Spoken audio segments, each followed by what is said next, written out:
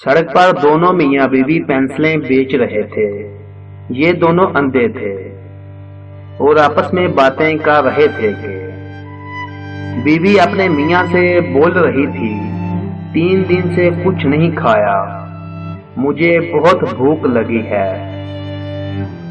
میاں نے کہا کہ آج کوئی اللہ کا بندہ پینسلیں خرید لے پھر کھانا کھاتے ہیں۔ اچانک اسی وقت ایک اللہ کا بندہ ان کی گفتگو سن رہا تھا۔ وہ شخص ان کی طرف بڑھا اور پوچھا، کتنے کی پینسل ہے؟ میاں نے کہا، 5 روپے کی ایک۔ اس شخص نے ساری خرید لی۔ وہ دونوں میاں بیوی بہت خوش ہوئے کہ آج پیٹ بھر کر کھانا کھائیں گے۔ اس شخص کے دوست نے کہا، تم ویسے ان کی مدد کرتے تھے، ان سے پینسلیں نہ لیتے۔